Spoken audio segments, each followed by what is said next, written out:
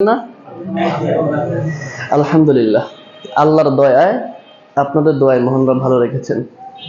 আসেন, ইন্নাল হামদুলিল্লাহ নাহমাদুহু ওয়া নুসাল্লি আলা রাসূলিহিল কারীম, আম্মা বা'দ, ফাআউযু বিল্লাহি মিনাশ শাইতানির রাজীম।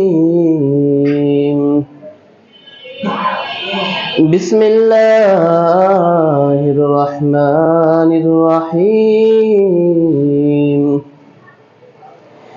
ইয়া আইয়ুহার রাসূল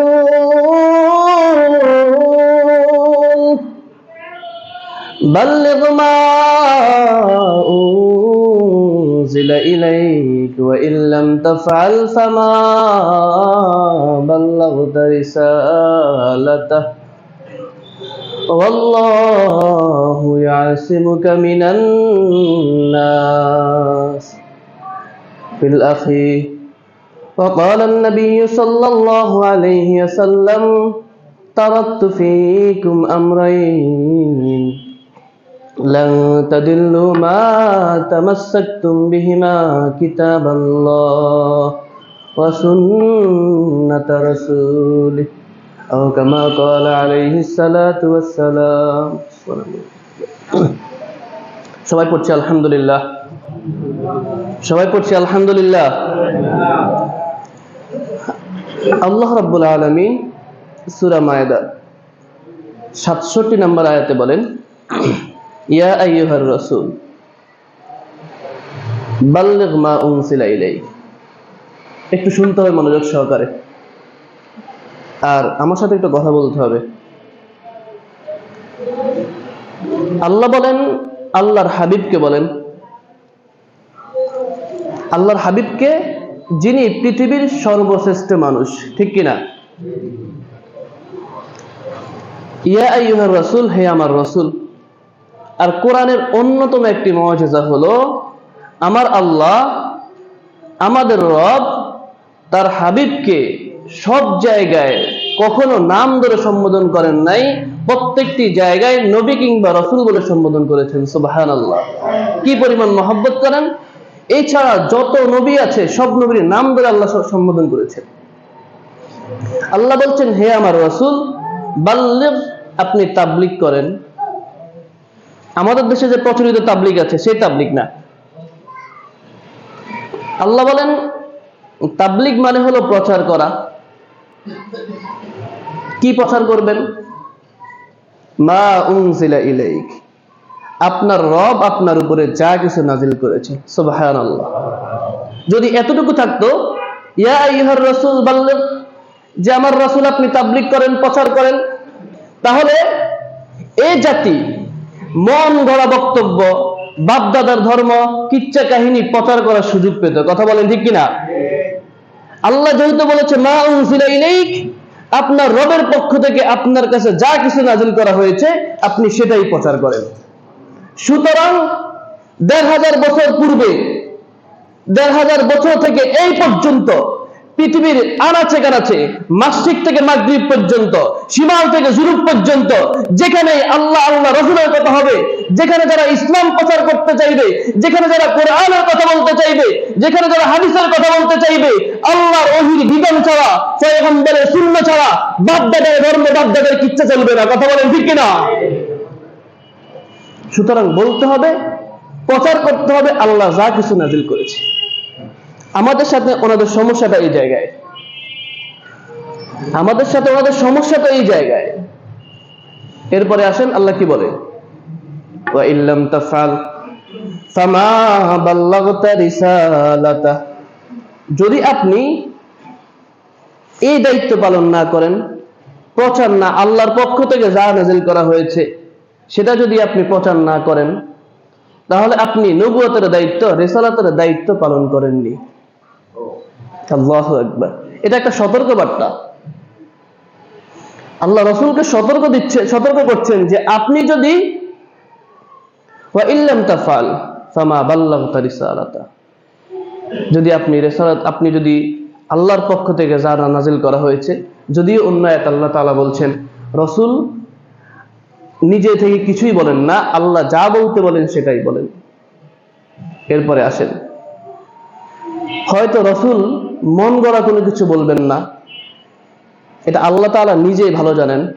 সূরা নাজমে আল্লাহ তাআলা বলে দিয়েছেন, কিন্তু পরবর্তী প্রজন্ম এমন হতে পারে যারা নিজেদের সুবিধার জন্য, নিজেদের দল টিকানোর জন্য, নিজেদের মাজার খানকা টিকানোর জন্য মন গড়া হাজার হাজার কিচ্ছা কাহিনী বানাতে পারে। কথা বলেন ঠিক কিনা? আল্লাহর সতর্কতা তাদের জন্য। যেহেতু কোরআন পয়গম্বরের উপর নাযিল হয়েছে, কিয়ামত পর্যন্ত চলবে, বা যতদিন পর্যন্ত পৃথিবী থাকবে, দুনিয়া এবং আখিরাতে। আসেন, এরপর আল্লাহ কি বলছেন? ইল্লাম তাফআল ফামা বাল্লাগতা রিসালাতা ওয়াল্লাহু ইয়াসিমুকা মিনান নাস। মানুষ শয়তান যারা আপনার ক্ষতি করতে চাইবে, এদের ক্ষতি থেকে আল্লাহ তাআলা আপনাকে হেফাজত করবেন। সুবহানাল্লাহ, যারা বলেন সুবহানাল্লাহ। পয়গম্বর কোরআনের কথা, ইসলাম ও দ্বীনের কথা প্রচার করতে গিয়ে কাফেরদের দ্বারা নির্যাতিত হয়েছেন। আল্লাহ বলেছেন আপনি প্রচার করেন, ওহী বিধান আপনি প্রচার করেন, মানুষের ক্ষতি থেকে আল্লাহ তাআলা আপনাকে হেফাজত করবেন। শুধু তাই নয়, আল্লাহ জানেন মানুষ ক্ষতি করবেন, এই জন্য আল্লাহ তাআলা বলেছেন পয়গম্বর আপনি প্রচার করেন, যারা আপনার ক্ষতি করতে চাইবে আপনার রব আপনাকে হেফাজত করবেন। কিয়ামত পর্যন্ত পয়গম্বরের উপর নাজিল হওয়া সেই ওহীর বিধান এবং পয়গম্বরের সুন্নাহ বিশুদ্ধ হাদিস যারা প্রচার করবে, যুগে যুগে তারা যেমন লাঞ্ছিত অপমানিত মানুষগুলো যেমন তাদের ক্ষতি করতে চাইবে, আল্লাহ তাআলা মানুষের ক্ষতি থেকে তাদেরকে হেফাজত করবেন। ঠিক কিনা? সুতরাং আমাদের কোনো ভয় আছে? আপনারা কথা বুঝতেছেন? তাহলে আসেন, ইয়া আইয়ুহার রাসূল বাল্লিগ মা উনজিলা ইলাইক ওয়া ইল্লাম তাফআল ফামা বাল্লাগতা রিসালাতা ওয়াল্লাহু ইয়াসিমুকা মিনান নাস ইন্নাল্লাহা লা ইয়াহদিল কাফিরিন আল্লাহু লা ইয়াহদিল কওমাল কাফিরিন। আল্লাহ তাআলা আয়াতের শেষাংশে বলেন, আল্লাহ তাআলা কাফেরদেরকে হেদায়েত দিবেন না। আল্লাহ তাআলা কাফেরদেরকে হেদায়েত দিবেন না। আসেন, পয়গম্বর হাদিসের মধ্যে বলেন, মিশকাতের 187 নম্বর হাদিস, তারাকতু ফীকুম আমরাইন লান তাদিল্লু মা তামাসসাকতুম বিহিমা কিতাবাল্লাহ ওয়া সুন্নাতা রাসূলিহি। আল্লাহর হাবিব সাল্লাল্লাহু আলাইহি ওয়াসাল্লাম বলেন, উম্মত আমি তোমাদের জন্য দুইটা জিনিস রেখে গেলাম, কিয়ামত পর্যন্ত দুইটা জিনিস চলবে। এক নম্বর কোরআন, দুই নম্বর সুন্নাহ। সুতরাং ইসলামের বুনিয়াদ, ইসলামের ফাউন্ডেশন, ইসলামের রোকন বলেন, মজবুত পৃথিবীবাসী কিয়ামত পর্যন্ত যেই দুইটো জিনিস আঁকড়ে ধরবে, যেই দুইটা জিনিসের উপর চলবে, সেটা হলো কোরআন এবং হাদিস। কথা বলেন ঠিক কিনা?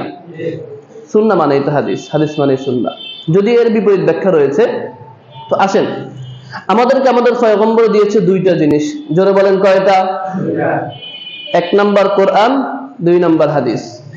এবার ১৫০০ বছর পূর্বে পয়গম্বর দিয়ে গেছে দুইটা, আর এই জাতির নিজেদের স্বার্থের জন্য বানাইছে চারটা।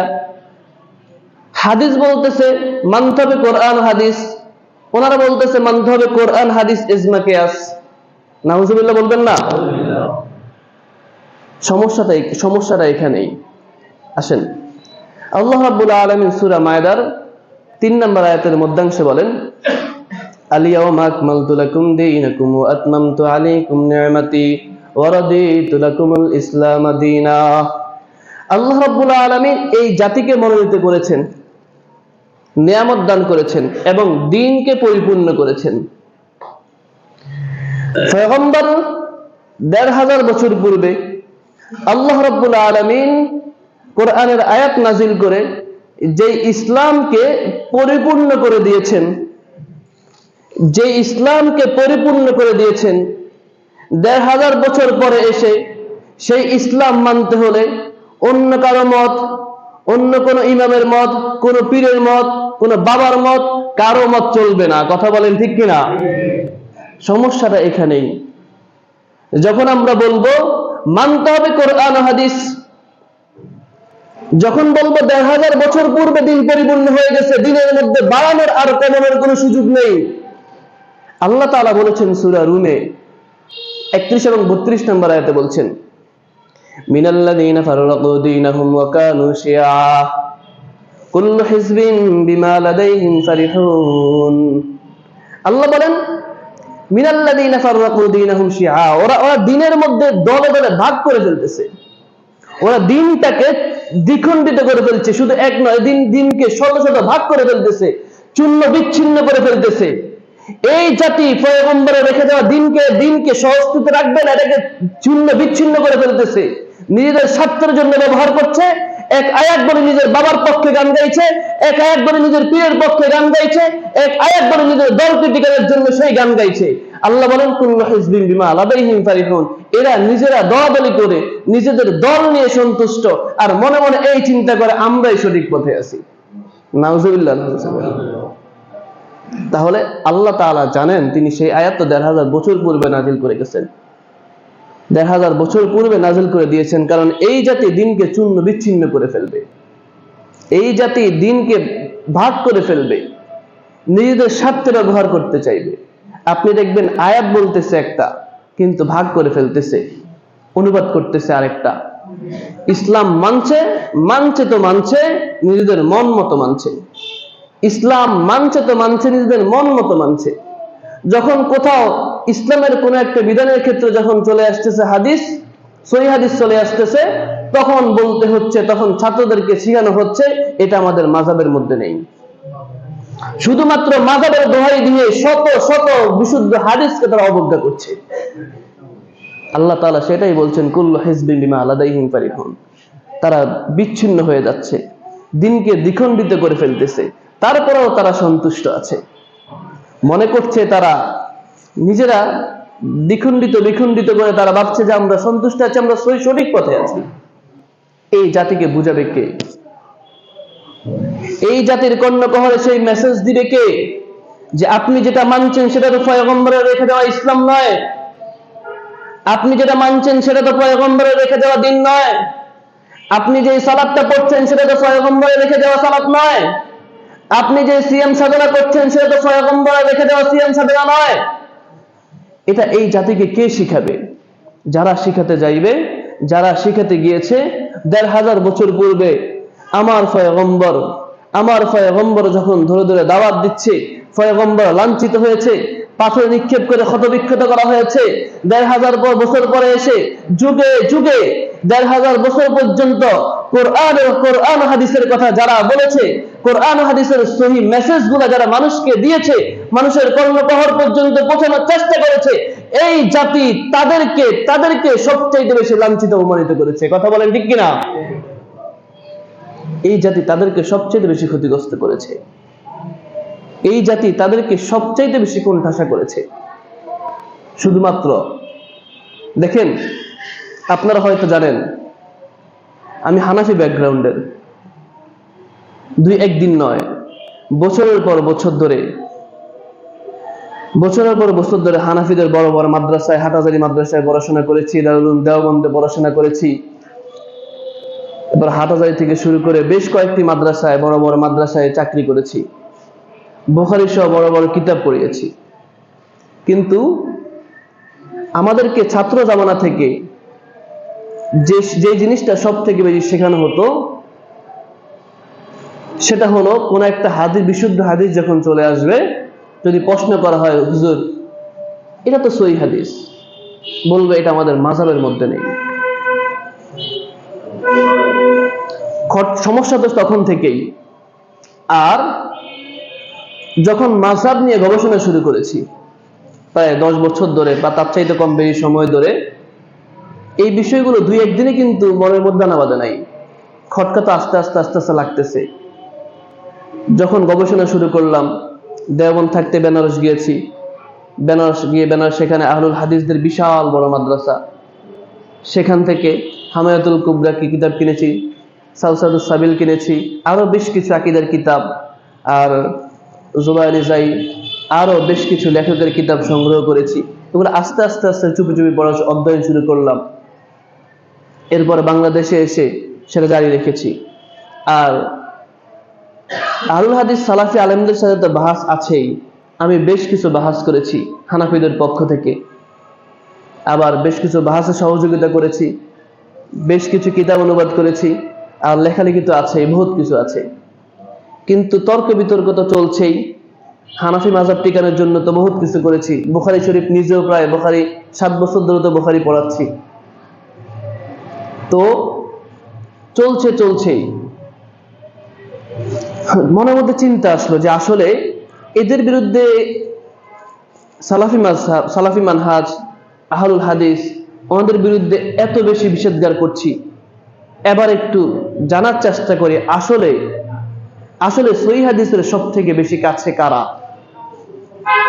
শুধু দুই একটা বিষয় নয়, সহিহ হাদিস মানে কারা, আর ইমামরা কি সহিহ হাদিস মানতে নিষেধ করেছেন কিনা। বিশ্বাস করেন 4 ইমাম থেকে কিন্তু সেম কল পাওয়া যায়, যদিও ভিন্ন ভাষায়। ইদা সাহাল হাদিস ফাহুয়া মাযহাবি। আবার ইমামরা কিন্তু নিজেরা মাযহাব প্রতিষ্ঠা করেন নাই, মাযহাব প্রতিষ্ঠা করেছেন তার ছাত্ররা। এরপর আমাদের ভাইয়েরা যারা মাযহাব মানেন, আপনি মাযহাব মানেন, আমি বলি না যে আপনি মাযহাব মানেন যে কাফের হয়ে গেছেন, সেই কথা কখনোই বলবো না। আপনি মাযহাব মানেন, তবে আমার দাবি একটা, আপনি জেনে শুনে মানেন। কথা বলেন ঠিক কিনা? আপনি জানেন, আপনি নামাজ পড়ছেন, সালাত পড়ছেন, যেইভাবে পড়ছেন সেটা একটু জানেন। এখন একটা সময় কিতাব আরবি উর্দু ছিল, বাংলা অনুবাদ তেমন একটা ছিল না। এখন যেহেতু বাংলা অনুবাদ হয়ে গেছে, হাতের নাগালে কিতাব পাওয়া যায়। আপনি আপনার মাযহাবের কিতাব আর সহিহ হাদিস, তারা তাদের কিতাবে যে দলিল দিয়েছে জাস্ট এনাফ, ওই দলিলগুলো একটু বিশুদ্ধ হাদিসের সাথে একটু মিলান, আর কিছু লাগবে না। আপনি হাত কোথায় বাঁধবেন এটা আপনাকে কেউ বলতে হবে না। তাদের যে কিতাব আছে, মুফতি রেজাউল করিম আবরার সাহেবের একটা কিতাব আছে, আপনি কিভাবে নামাজ পড়বেন, আরো অনেকগুলো কিতাব আছে। তাদের যে কিতাবগুলো আছে, এই কিতাব থেকে দলিল নেন, তারা যে দলিল দিয়েছে। এবার আপনি বুখারী শরীফ খোলেন বা অন্যান্য যে হাদিসের কিতাব আছে সেটা খোলেন, একটু মিলান। তখন দেখবেন আপনি মিলিয়ে আমল করতে অসুবিধা নেই। আপনি হাত কোথায় বাঁধবেন, হাদিস থেকে নেন, হাদিস থেকে আপনি দেখেন। আপনি রুকু কিভাবে দেখবেন, দেখেন না। আপনি ইমামের পিছনে সূরা ফাতিহা পড়বেন কিনা, হাদিসটা একটু দেখেন। আপনি রফুল ইয়াদাইন করবেন কিনা, হাদিসটা একটু দেখে আমল করেন। পৃথিবীর ইতিহাসে ১৫০০ বছর থেকে কিয়ামত পর্যন্ত কেউ একটা হাদিস দেখাতে পারবে না যে রফুল ইয়াদাইন রাসূল এবং সাহাবীরা কেউ নিষেধ করেছে। এমন প্রত্যেকটা আমলের ক্ষেত্রে। আর একটা মানুষের সবচেয়ে দামি আমল তো সালাত, নামাজ বলেন, সালাত বলেন। আপনি এই আমলটা তো প্রতিনিয়ত করছেন, সেটা একটু দেখে শুনে করতে অসুবিধা কোথায়, একটু জানেন। দিনকে বিখণ্ডিত করেছে কারা? শুধুমাত্র মাযহাবে নাই, এই দোহাই দিয়ে যারা ইসলামকে দ্বিখণ্ডিত করছে, তাদের বিরুদ্ধে আমাদের কোনো প্রতিবাদ নাই। কারণ প্রতিবাদটা আল্লাহ তাআলা নিজেই করেছেন, কুল্লু হিজবিন বিমা লাদাইহিম ফারিহুন। আমাদের কোনো প্রতিবাদ নাই, আমাদের জাস্ট একটা রিকোয়েস্ট, আপনি যা পড়ছেন, যা করছেন সেটা একটু জেনে শুনে করেন। কথা বলেন ঠিক কিনা? একটু জানেন, জানতে তো অসুবিধা নেই। আপনাকে বলবো না যে আপনি সালাফিদের কিতাব পড়েন, আপনি হানাফিদের কিতাব পড়েন, আপনি আপনার কিতাব পড়েন। এরপরে যখন জানতে শুরু করলাম, এরপরে এতদিন তো বিরোধিতা করার জন্য অনেক কিতাব পড়েছি। আহলুল হাদিস সালাফিদের প্রায় 800+ কিতাব রয়েছে, যদিও এখন সংখ্যা অনেক বেড়ে গেছে। কারণ যে শায়েখের সাথে সাক্ষাতে যাচ্ছি, সেই শায়েখ অনেকগুলো কিতাব হাদিয়া দিয়ে দিচ্ছে। যদিও অনেক শায়েখের অনেকগুলো কিতাব আমার আগে কিনা হয়েছে। তো কিতাবের সংখ্যা আলহামদুলিল্লাহ বাড়ছে। এর মধ্যে ইখতিলাফি মাসালাগুলো নিয়ে আমার আগে থেকেই পড়তে খুব ভালো লাগতো। এই কথা বলার উদ্দেশ্য আছে। আমি আমার ঘটনা কেন বলছি, কারণ প্রতি বছর এই সকল মাদ্রাসাগুলো থেকে হাজার হাজার আলেম বের হয়। এই সকল মাদ্রাসাগুলোর হাজার হাজার আলেম হাজার হাজার লক্ষ লক্ষ মসজিদে ইমামতি করবে, হাজার হাজার মাহফিলে তারা কথা বলবে। আপনাদের সাথে আমার কোনো শত্রুতা নাই, শুধু এই বিষয়টা জানার জন্য বলছি যে আমি হানাফি ঘরের সন্তান, দেওবন্দি সন্তান। আমি পড়াশোনা করেছি, জেনেছি, বছরের বছর গবেষণা করেছি, বছরের পর বছর সালাফিদের বিরোধিতা করার জন্য পড়াশোনা করেছি, বছরের পর বছর সালাফিদের কিতাবগুলো অধ্যয়ন করেছি। দিন নাই রাত নাই কোন একটা বিষয়ে তাহকিক করার জন্য দিনের পর দিন লিখেছি। পরিশেষে এই কথা বলতে বাধ্য হয়েছি যে কোরআন ও বিশুদ্ধ হাদিস যারা মানে তারা সালাফিরা। সালাফিরা ছাড়া অন্য কোন দল মত, অন্য কোন মত এরা আসলে বলে, কিন্তু প্রকৃতপক্ষে যখন মাযহাবের বিরুদ্ধে কোন একটা হাদিস চলে যায়, হাদিসকে প্রত্যাখ্যান করে মাযহাবকে স্বীকার করে নেয়। এটা সবচেয়ে বড় সমস্যা। আল্লাহ তাআলা এই জাতিকে হেদায়েত নসিব করুক, জোরে বলেন আমিন। আল্লাহ তাআলা, হেদায়েত অনেক বড় একটা দামি নিয়ামত, এটা আল্লাহ তাআলা সবাইকে দেন না, দোয়া করতে হবে। আমি অহংকারের জন্য বলছি না, শুধু জাস্ট বুঝাবার জন্য বলছি। আমি এমন কোন দিন নাই, এমন কোন রাত নাই যে আল্লাহর কাছে দোয়া করি নাই। কারণ যখন থেকে খটকা লেগেছে, যখন থেকে, আর আমি তো সালাফি হওয়ার জন্য পড়াশোনা করি নাই, বিশ্বাস করেন, প্রকৃত হানাফি হওয়ার জন্য পড়াশোনা করেছি। যে আসলে তথাকথিত প্রচলিত যে হানাফি আছে, এরা তো অনেকে এমন আছেন, হয়তো সংখ্যাগরিষ্ঠ হতে পারে, যে তারা বাপদাদা যেভাবে নামাজ পড়ছেন তারা সেভাবে পড়ছেন, বাপদাদা যেভাবে ধর্ম পালন করেছেন তারা সেভাবে করেছেন, বাপদাদা ফিরের পূজা, কবর পূজা, শিরিক এগুলো করেছেন তারা সেভাবে করতেছেন। কত শিরিক যে আছে আল্লাহ তাআলা ভালো জানে। হাজার হাজার শিরিকের সাথে তারা লিপ্ত। এরা যে আল্লাহর কাছে কি জবাব দিবে। আর সালাফি মানহাজ নিয়ে যখন গবেষণা করে শুরু করেছি, যে এরা সালাফি মানহাজের আলেমরা শিরিক বেদাতের বিরুদ্ধে এই পরিমাণ কঠোর, যেই পরিমাণ কঠোর ছিল আমার রাসূল।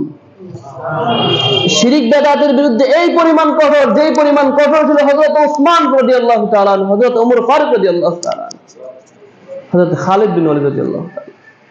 সুতরাং শিরিক বেদাতের সাথে কোনো আপোষ নাই। এমন হাজারো বিষয় রয়েছে, মালিক তৌফিক দিলে ইনশাআল্লাহ ভবিষ্যৎ হয়তো বলবো।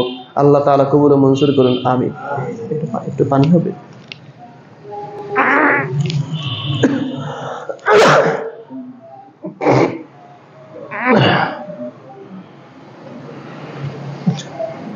পানি আসুন।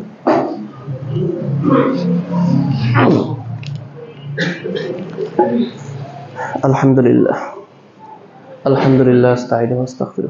নামাজ কয়টায়? একটায়। আলহামদুলিল্লাহ, সবাই পড়ছে আলহামদুলিল্লাহ। আমরা মানুষ,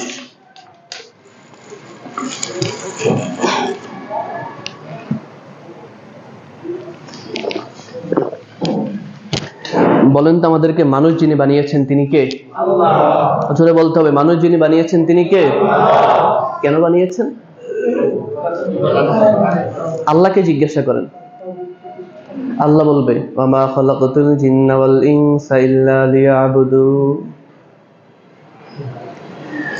আল্লাহ তাআলা মানুষ এবং জিনকে, শুধুমাত্র মানুষ এবং জিনকে, কারণ পৃথিবীতে তো অনেক মাখলুক আছে, যদিও আমাদের ভাইরা বলে 18,000 মাখলুক, এটা ভুয়া কথা, ফাও কথা। ও 14 গোষ্ঠীর কেউ কোনোদিন গনে দেখে নাই যে কত হাজার মাখলুক আছে। এটা ফাও একটা কথা প্রচার করে দিচ্ছে, ঠিক না? আর যুগে যুগে চলছে এমন হাজারো কথা, যেগুলো শিরিক ও কুফরের পর্যায়ে চলে যায়। এমন হাজারো কথা সমাজে প্রচলিত আছে, এগুলো দূর করতে হবে। শিরিক গুলো খুঁজে খুঁজে বের করা হলো ইমানের দায়িত্ব। আসেন, আল্লাহকে বলছেন, ওয়ামা খালাকাতুল জিন্না ওয়াল ইনসা ইল্লা লিয়াবুদুন। এত মাখলুক থাকতে আল্লাহ তাআলা কেন মানুষ এবং জিনকে ইবাদত বন্দী করতে বললেন?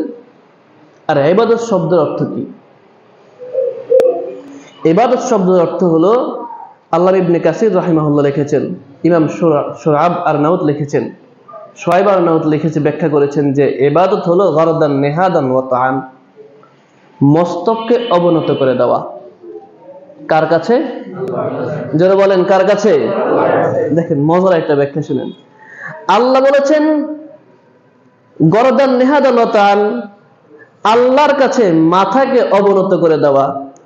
আর এই জাতি যায় বিভিন্ন আট্রসি মাইজ ভান্ডারে বিভিন্ন বাবার কাছে গিয়ে মাথা নত করে। কথা বলেন ঠিক কিনা? যেই জাতি আল্লাহকে বাদ দিয়ে অন্য আরেকজনের দাসত্ব স্বীকার করে নেয়, এই জাতি হেদায়েত পাবে কি করে? যেই জাতি এটা মনে করে যে পীরের কাছে যাই, একটু দোয়া করি, পীরকে একটা ছাগল দেই, তাহলে পীর সন্তান দিতে পারবে, আছে না নাই? যদিও দিন দিন কমে যাচ্ছে, ইনশাআল্লাহ কমে যাবে। কথা বলেন ঠিক কিনা? অকুল জা আল হক ওয়া যাহাকাল বাতিল ইন্নাল বাতিলা কানা যাহুকা। হক যখন আসবে তখন তো বাতিল অটোমেটিকলি পালিয়ে যাবে। 360টা মূর্তি ছিল, হক যখন এসেছে সব মূর্তি ভেঙ্গে চুরে গুরমার করে বের হয়ে গেছে। কথা বলেন ঠিক কিনা?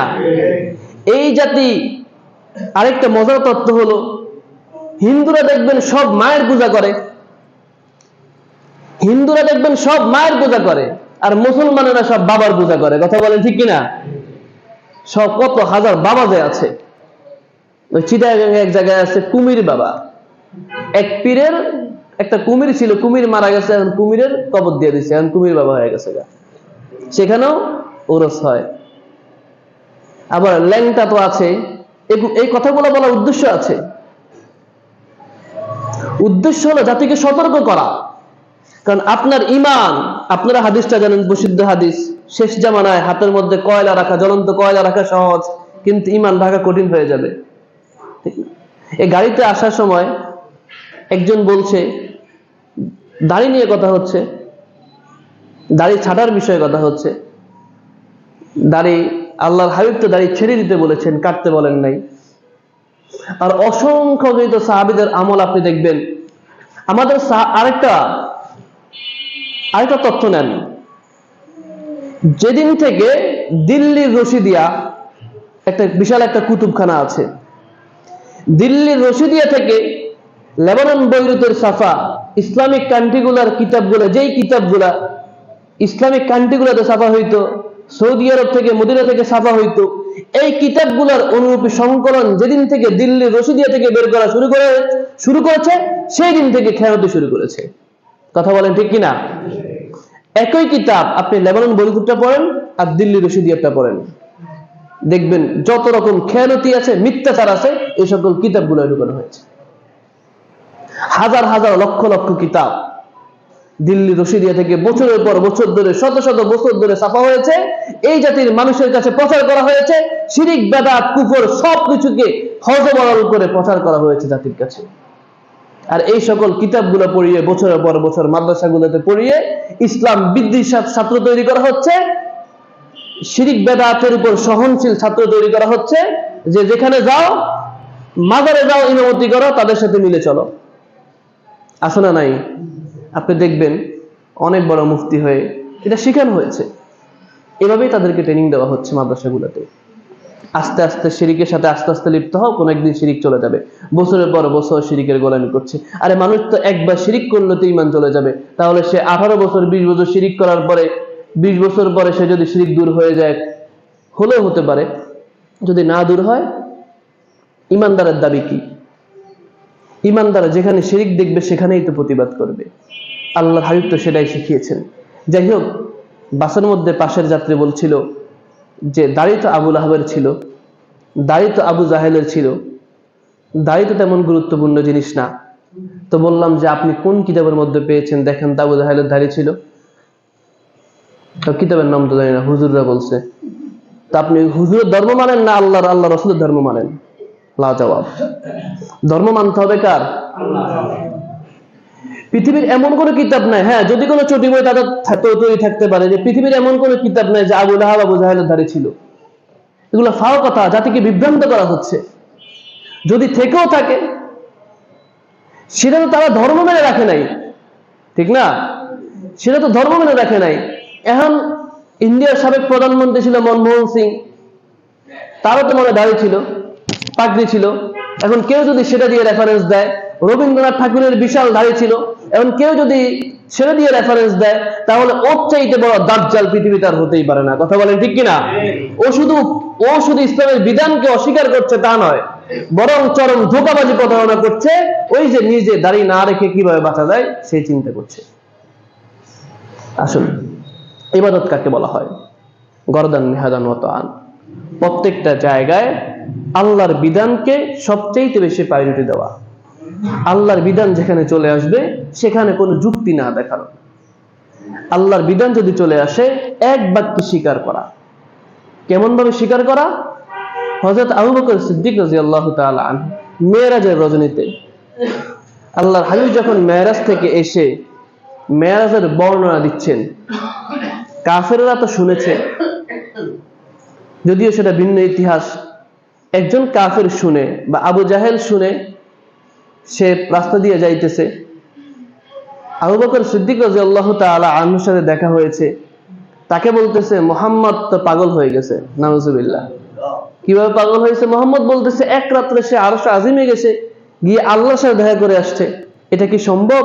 এখান থেকে বাইতুল মাকদাসে গিয়ে বাইতুল আকসা গিয়ে সেখান থেকে আরশ আজিম গিয়েছে, এটা কি সম্ভব? আবু বকর সিদ্দিক রাদিয়াল্লাহু তাআলা আনহু বলছে, আমার নবী কি সত্যি এই কথা বলেছে? বলে হ্যাঁ বলেছে। যদি নবী বলে তাহলে সত্য বলেছে। সুবহানাল্লাহ। তিনি কিন্তু নবীর জবান থেকে শুনেন নাই, নবী বলেছে তো সত্য বলেছে। আমাদের ঈমান এটাকে বলা হয়। আল্লাহ বলেছেন, সত্য বলেছেন, রাসূল বলেছেন, সত্য বলেছেন। তবে দেখতে হবে কথাটা আল্লাহ রাসূল বলেছেন কিনা। এবং আল্লাহ রাসূলের নামে হাজারো কথা আছে, পৃথিবীতে চলছে বছরের পর বছর ধরে, সেটা আল্লাহ রাসূলের নামে চলছে, আদৌ সেগুলো আল্লাহ রাসূলের বিধান না। এমন হাজারো আছে। এখন আমার নবী চলে আসছে অন্য কথা। আমার নবী আরশে গিয়ে আল্লাহকে দেখেছেন। দেখেন, আকীদা সালাফদের অন্যতম একটা বৈশিষ্ট্য ছিল, তারা আকীদাকে খুব বেশি মজবুত করে ধরতেন। আর একজন মানুষের আকীদা যদি ঠিক না হয়, সে দৈনিক 500 রাকাত নামাজ পড়লে কি লাভ? একজন মানুষের আকীদা যদি মজবুত না থাকে, আকীদা যদি ঠিক না থাকে, তাহলে সে ব্যক্তি 1000 বার হজ করলে কি লাভ? কুছ ফায়দা নেই। এই জন্য আকীদাকে আগে ঠিক করতে হবে। আমাদের ভাইরা তারা বলে রাসূল মেরাজের রাত্রে আল্লাহকে দেখেছেন। তারা ওয়াজ করে, দেখবেন অনেক সুন্দর ওয়াজ করে, অনেক বক্তারাই অনেক সুন্দর সুন্দর করে ওয়াজ করে, যে মেরাজের রাত্রে ঘটনা বলে, রাসূল আল্লাহকে দেখেছেন, আল্লাহর সাথে কথাবার্তা বলেছেন, বহুত কিছু বলেছেন। আবার ইমাম আবু হানিফা 40 বার আল্লাহকে দেখেছেন, অমুক ইমাম 100 বার আল্লাহকে দেখেছেন। তারা ওয়াজ করে, আবার তারা নিজেরাই এই মুখে আবার বলে আল্লাহ নিরাকার। তা আল্লাহ যদি নিরাকার হয়, তাহলে ইমাম আবু হানিফা কারে দেখলো? কথা বলেন। আল্লাহ যদি নিরাকার হয়, তোমাদের দাবি, আমরা বলছি না ইমাম আবু হানিফা আল্লাহকে দেখেছেন, এটা আকীদার পরিপন্থী কথা, তোমাদের কথা। তুমি বলছো ইমাম মালিক আল্লাহকে 100 বার দেখেছেন, স্বীকার করলাম, তো আল্লাহ যদি নিরাকার হয় তাহলে দেখেছেন কি? মেরাজের রাত্রিতে আল্লাহ তাআলা রাসূলের সাথে সাক্ষাৎ দিয়েছেন, কথাবার্তা বলেছেন। তোমাদের ওয়াজ, আল্লাহকে যদি আকার নিরাকার হয়, আকারে না থাকে, তাহলে নবী দেখেছেন কাকে? কথা আসে না? তাহলে এক মুখে দুই রকম কথা যারা বলে, এদের মনে কি এই প্রশ্নে আসে না যে আল্লাহ যদি নিরাকার হয় তাহলে নবী দেখলো কাকে? আল্লাহ যদি নিরাকার হয় তাহলে জান্নাতে গিয়ে যে আল্লাহকে দেখবে কাকে? এই ধরনের প্রশ্ন, প্রথমত প্রশ্ন মাথায় আনেন, জবাব পেয়ে যাবেন ইনশাআল্লাহ। খুঁজতে হবে, এরপরে হেদায়েতের দোয়া করতে হবে। প্রথম কথা হলো ইবাদত। দ্বিতীয় খুতবায় ইবাদতের প্রতি একটু গুরুত্ব দিচ্ছি। কেন? ইবাদত হলো আল্লাহ তাআলার প্রত্যেকটা বিধানকে মানা। আল্লাহ তাআলা কোরআনের প্রথম আয়াত কি নাযিল করেছেন? ইকরা বিসমি রাব্বিকাল্লাযী খলাক, পড়তে বলেছেন। দেখেন, কোরআনের প্রথম শব্দ হলো পড়ো। তার মানে আল্লাহ তাআলা আপনাকে পড়তে বলেছেন, পড়তে নিষেধ করেন নাই।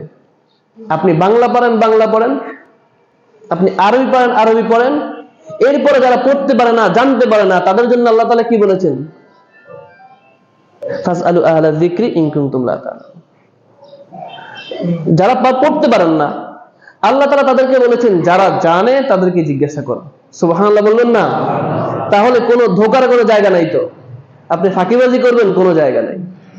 আল্লাহ তাআলা সব রাস্তা বন্ধ করে দিয়েছেন। আপনি যদি কাল কিয়ামতে আল্লাহকে গিয়ে যদি বলেন যে আল্লাহ আমি তো পড়তে পারি না, আরবিও পারি না, বাংলাও পারি না, আমাকে কি একটু মাপ দেওয়া যায় না? আল্লাহ বলবে, বিধান তো রয়েছে, যারা জানে তাদেরকে তো প্রশ্ন করতে বলা হয়েছে, তাদেরকে প্রশ্ন করে জিজ্ঞাসা করা নাই কেন? এই জাতি পড়তে চায় না। এই জাতি সকাল থেকে সন্ধ্যা পর্যন্ত শুধু কিভাবে টাকা ইনকাম করতে চায়, কিভাবে টাকা ইনকাম করতে পারবে সেটার পিছনে ছুটছে। কথা বলেন ঠিক কিনা? এই জাতির অল্প হায়াত। আমরা একটু একটু একটু ভিতরে ঢুকি। আপনার বয়স, এভারেজে মানুষের বয়স 50 ধরেন। আপনার 50 বছরের জীবন, পড়াশোনা করতে করতে চলে গেল 25 বছর, ঠিক না? তা থাকলো আর 25 বছর। এই 25 বছর আপনি টাকা ইনকামের জন্য দৌড়াচ্ছেন। প্রতিদিন যদি আপনি 6 ঘন্টা করে ঘুমান, তাহলে দিনে চলে গেল 6 ঘন্টা, থাকে কয় ঘন্টা? 18 ঘন্টা। 18 ঘন্টা আপনি 5 ওয়াক্ত নামাজের জন্য 1 ঘন্টা দেন, থাকলো 17 ঘন্টা। সেখান থেকে 1 ঘন্টা আপনি 3 বেলা খাওয়ার জন্য ব্যয় করেন, গেল আরো 1 ঘন্টা। কয় ঘন্টা থাকে? 16 ঘন্টা। এই 16 ঘন্টা আপনি কি করছেন? আর ঢাকা শহরে যারা বসবাস করে, যদি ঢাকা শহরে যদি 30 বছর বসবাস করে, ও জ্যামে যায় 10 বছর, ঠিক না? আর থাকে 20 বছর। শহর গ্রামে তো আপনাদের জ্যাম নেই। আচ্ছা, তাহলে যে এই জীবনের এই মূল সময়টা, যতটুকু সময় আল্লাহ তাআলা দিয়েছেন, আমরা কিন্তু সব কাজ করছি। পরিবার দেখছি, সন্তানের লালন পালনের পিছনে সময় ব্যয় করছি, খাবার খাচ্ছি, সালাত পড়ছি, ইসলামের অন্যান্য আনুষঙ্গিক বিষয়গুলো পালন করছি, সবকিছু করছি। কিন্তু আল্লাহ তাআলা যে কোরআনটা দিয়েছেন, আল্লাহর হাবিব যে হাদিস, কোরআনের যে ব্যাখ্যা হাদিস বর্ণনা করেছেন, এগুলোর পিছনে দৈনিক কতটুকু সময় ব্যয় করেছি? একটু একটু প্রথমত ব্রেইনে সেট করেন, দ্বিতীয়ত কলবে সেট করেন। দিনের মধ্যে অন্তত 10টা মিনিট হলেও একটি আয়াতের অনুবাদ পড়ব। রাজি আছেন তো ইনশাআল্লাহ? একটি আয়াত, দিনের মধ্যে একটি আয়াত পড়ব।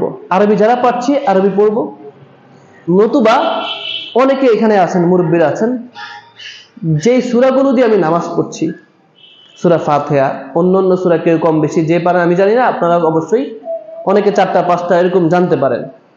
যেই সূরাগুলো দিয়ে আপনি নামাজ পড়ছেন, এই সূরাগুলোতে আল্লাহ তাআলা কি বলছেন এটা একটু জানেন, মজা লাগবে। কিন্তু যদি আপনি অর্থ জানেন, আপনি যখন পড়বেন আলহামদুলিল্লাহি রাব্বিল আলামিন, সকল প্রশংসা আল্লাহর জন্য, আপনি আরবি পড়ছেন, দেখবেন মনের মধ্যে যখন অর্থ আপনি জানবেন মজা লাগবে। আর রহমানির রহিম, মালিক ইয়াউমিদ্দিন, বিচার দিনের মালিক আল্লাহ তাআলা। আপনি যখন প্রত্যেকটা আয়াতের অর্থ জানবেন, আপনাকে তো পুরো কোরআনের অনুবাদ শিখতে বলা হয়নি। আপনি যেই সূরাগুলো পারেন, যেগুলো দিয়ে আপনি সবসময় নামাজ পড়েন, এই সূরাগুলোর মধ্যে আল্লাহ তাআলা কি বলেছেন সেটা জানেন, অনুবাদটা জানেন। সম্ভব হলে কোন একজনের তাফসীর দেখেন, অনেক ভালো লাগবে, অনেক মজা লাগবে। আর নামাজের মধ্যে যে সালাতের মধ্যে কি মজা পাবেন আপনি কল্পনা করতে পারবেন না। আপনি যদি অর্থ জানেন যে কি মজা পাবেন, আপনি কল্পনা করতে পারবেন না। একদিন একটা সূরা আপনি শিখেন না, অর্থ শিখে এরপর নামাজ পড়েন, দাঁড়ান, দেখবেন নামাজ ছাড়তে মন চাইবে না।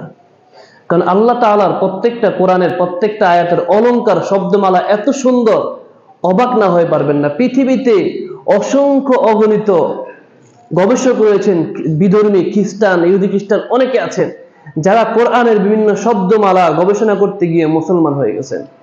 সুবহানাল্লাহ। কিন্তু মুসলমানের মধ্যে পাওয়া যায় না। কোরআন নিয়ে গবেষণা করতেছে খুব কম, ঠিক না? খুব কম মানুষ। এজন্য আমাদের নৈতিক দায়িত্ব হলো, আল্লাহ তাআলা কোরআনের মধ্যে কি বলেছেন, অন্তত দৈনিক একটি আয়াত হলো 10টা মিনিট সময় দেই, একটি আয়াত, একটি হাদিস। কারণ হাদিস তো অনেক রয়েছে। ইমাম মালিক 10 লক্ষ হাদিস মুখস্থ পারতেন। তো 10 লক্ষ হাদিস তো আমার আপনার দ্বারা মুখস্থ সম্ভব না। কারণ ইমাম মালিক রাহিমাহুল্লাহ একটা হাদিস সংগ্রহ করার জন্য দিনের পর দিন হাঁটতেন। ওনারা হাদিসের জন্য অনেক মেহনত করেছেন।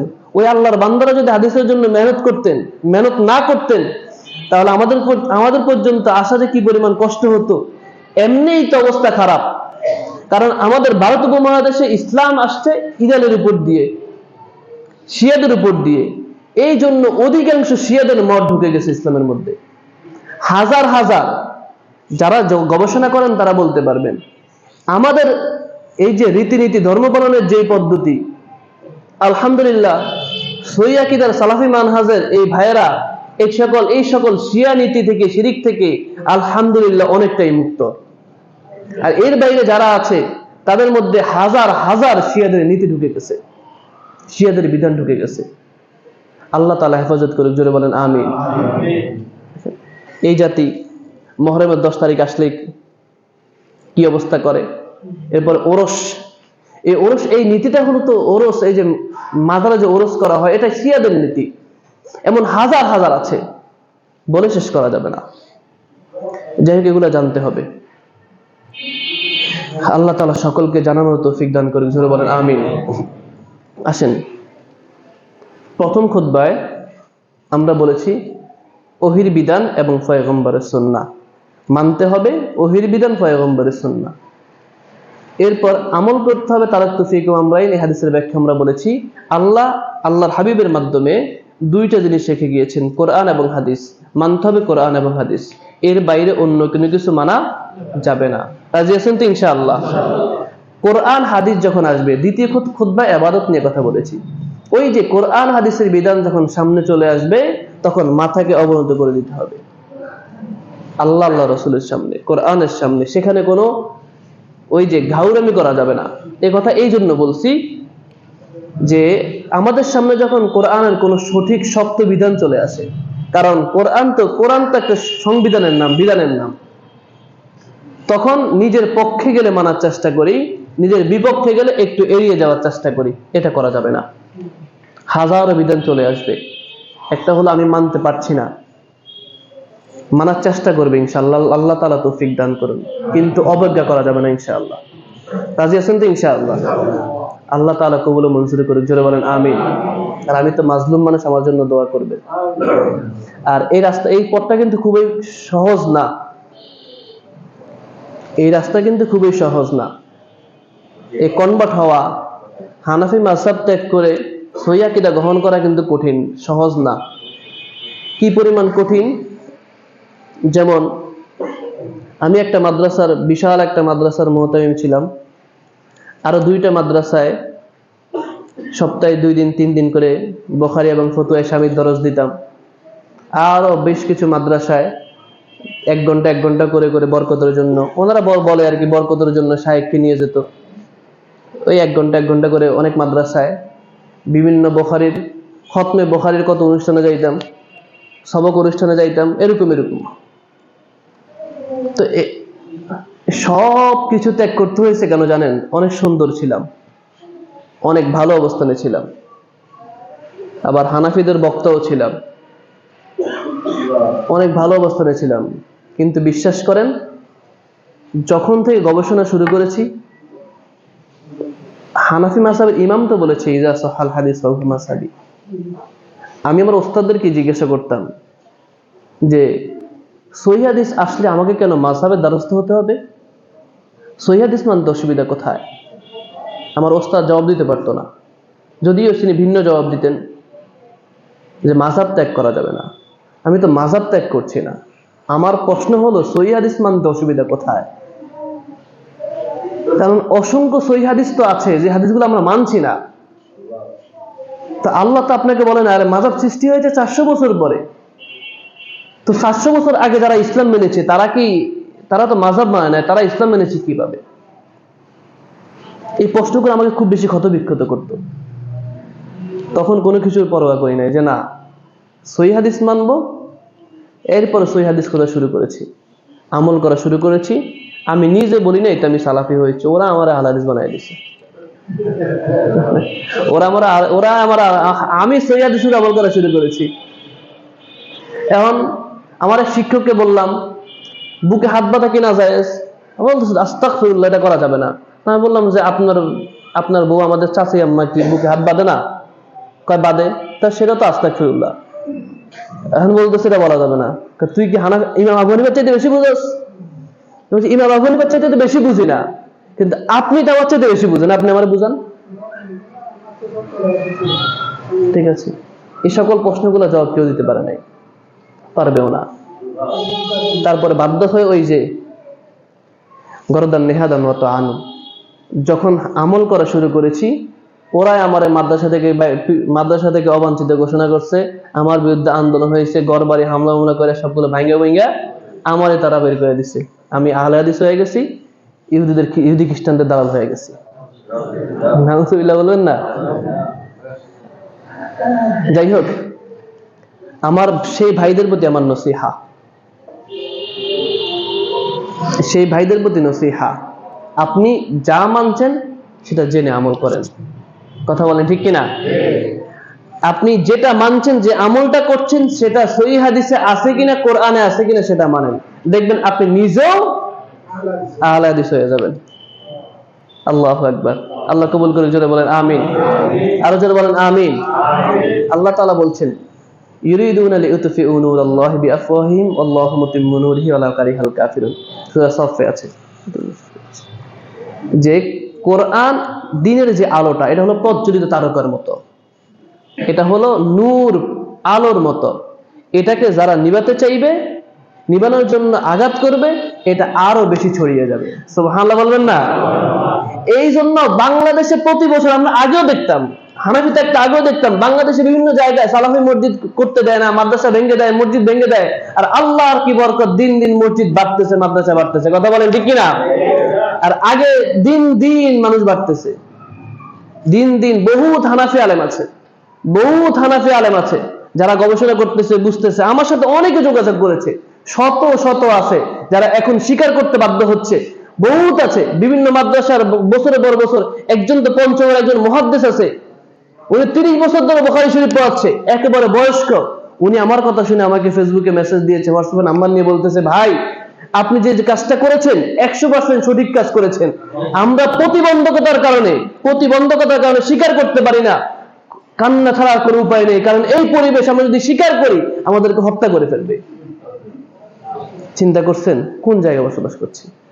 হাজার হাজার আলেম আছে যারা এখন স্বীকার করতে বাধ্য হচ্ছে যে সালাফি মানহাজ, সালাফি আকীদা একমাত্র সহিহ আকীদা, যারা কোরআন ও হাদিস ছাড়া অন্য কারো কোনো কথাকে পাওয়া করে না। কথা বলেন ঠিক কিনা? আল্লাহ তাআলা কবুল করে জোরে বলেন আমিন।